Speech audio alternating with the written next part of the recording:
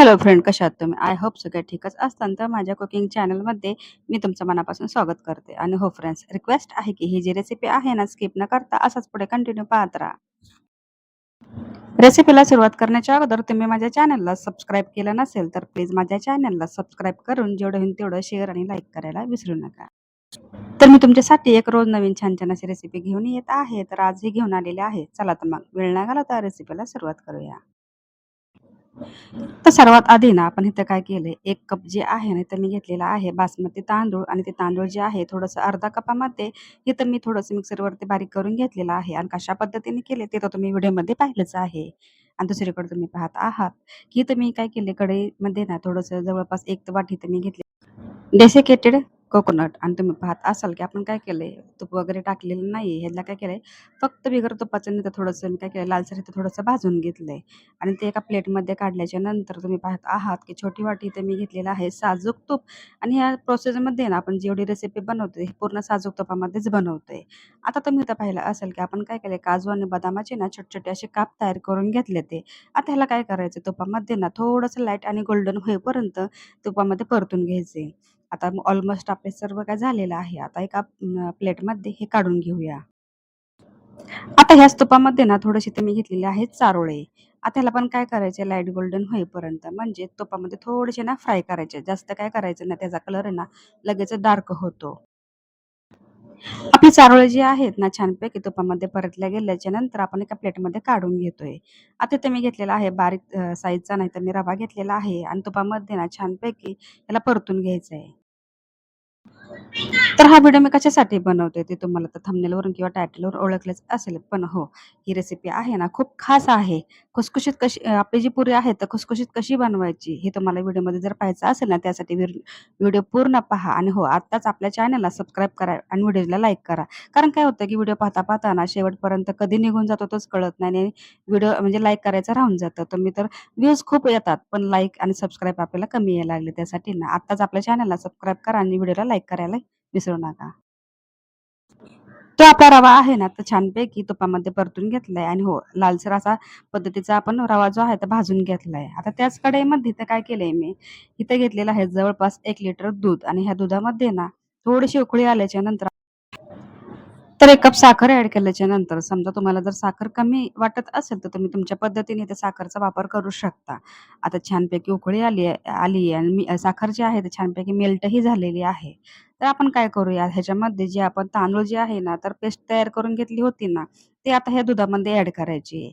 आणि हो, ही जी प्रोसेस जी आहे ना, पूर्ण कमी गॅसवरती करायची. फास्ट गॅस जर केला, तर तांदूळ काय होतं लगेच शिजत नाही आणि दूध जे आहे ते आटून जातं. त्याच्यासाठी काय करायचंय, मीडियम गॅसवरती जे आहे ना झाकण लावून ठेवून आपण ही ना 15 ते 20 मिनिटासाठी काय करायचे, असंच ठेवायचे. जेणेकरून आपली जी खीर आहे ना खूप छानपैकी आणि थिक अशा पद्धतीने होते. तर तुम्ही इथं पाहू शकता. आपण काय केलं, ह्याच्यामध्ये इलायची पावडर टाकायचं राहूनच गेलं माझ्याकडनं. इलायची पावडर 1 टेबलस्पून इतकं ॲड करायचे. आणि जे चारोळे, बदाम, काजू आपण जे ड्रायफ्रुट्स घेतलेलं आहे ना, तेही आपण ह्याच्यामध्ये ॲड केलेत. तर मी काय केलंय, जे ग्रेट करून खोबरं घेतलं होतं ना, ते ह्याच्यामध्ये ॲड केले. जर तुम्हाला आवडत असेल तर ॲड करू शकता किंवा स्किप करू शकता. तर आपली खीर जी आहे ना, खूप छान पद्धतीने तर बनलेली आहे. आता मी काय केलं, ह्याचा बाकूर तयार करून घेतला. आता तुम्ही म्हणताल कशासाठी, ते पण तुम्हाला व्हिडिओमध्ये पूर्ण पाहायचं तर तुमच्या लक्षात येईल. जो रवा आपण भाजून घेतला होता ना, तो एका प्लेटमध्ये काढून घेतला होता. आणि हो, छानपैकी ना थंड झालाय. डेसिकेटेड जो आपण नारळ आहे ना, तो आपण काय केलंय थोडंसं ना भाजून घेतलाय. तो आपण ह्या रव्यामध्ये ॲड केलाय. अर्धी वाटी इथं काय केलंय, पिठी साखरचा वापर केलाय. थोडीशी इलायची पावडर ॲड केली आहे. चारोळे, काजू, बदाम जे काही आपण तुपामध्ये फ्राय करून घेतलेत ना, तेही आपण ह्यामध्ये ॲड केलेत. ह्याला काय केलं, एकसारखं मी मिश्रण तयार करून घेतलं. त्याच्यासोबतच अर्धी वाटी दूध टाकून थोडंसं ओलसरपणा येईल अशा पद्धतीने इथं मी जे बाकूर आहे ते तयार करून घेतलंय. तर इथे तुम्ही पाहू शकता आपण काय केले, 2 वाटी इथे घेतलेला आहे मैदा. मैद्यामध्ये चवीपुरतं थोडंसं मीठ ॲड केलंय. इथं आपण जे तडका पॅन आहे तो अर्धा घेतलेला आहे आणि त्याला ना थोडंसं गरम करून घेतले. कारण आहे ना, आपल्या ज्या पुऱ्या आहेत, जे कणवले आहेत म्हणजे करंज्या जे आहेत ना, ते छानपैकी खुसखुशीत लागावं त्यासाठी आपण इथं तेलाचा थोडंसं ना गरम करून घेतले. तेल टाकल्याने काय होतं, की आपल्या पुऱ्या म्हणा किंवा करंज्या म्हणा खूप छानपैकी होतात. तर तुम्ही पाहू शकता आपण काय केलंय, पीठ छानपैकी मळून घेतले. आणि त्याच्यासोबतच इथं आपण पाहत असाल, की आपण काय केलंय ह्याला ना पीठ थोडं-थोडं पाण्याने मळून घेतल्याच्या नंतर लाटीने लाटून घेतल्यात. आपण ज्या पद्धतीने फुलके बनवतो त्याच पद्धतीने म्हणजे तेवढी साईजनुसार आपण इथं मी म्हणजे ह्यावेळेस मी मोठी-मोठी बनवलेत आणि हो, तुम्ही पाहू शकता आपण काय केले हाताच्या सहाय्याने आणि कशाप्रकारे मी इथं जी सारंग जी आहे ना भरले ते तुम्ही नीट पाहू शकता. म्हणजे काय होतं, की कुठंही लीक झालेली नाही आणि आपली जी करंजी आहे तशी निघाली. पण आपण प्रत्येक वेळेस खीर-पुरी तर बनवतोच, तिथं प्रसिद्धच आहे. पण हो, अशा पद्धतीने नवीन काहीतरी म्हणजे थोडेसे वेगळापणा आपण ह्या व्हिडिओमध्ये दाखवायचा प्रयत्न केलाय. आपली जी करंजी आहे ना, खूप छानपैकी म्हणजे बनवले गेलेत. आणि तुम्ही इथं पाहू शकता, की जवळपास भरपूर आपण असे करंज्या आहेत ना, मोठ्या साईजमध्ये बनवून घेतल्यात. ऑलरेडी माझ्याकडनं म्हणजे काय झालं होतं, की एक जी आहे ना, चेक करायसाठी मी टाकली आणि ते थोडंसं ना फुटल्या गेलेली आहे.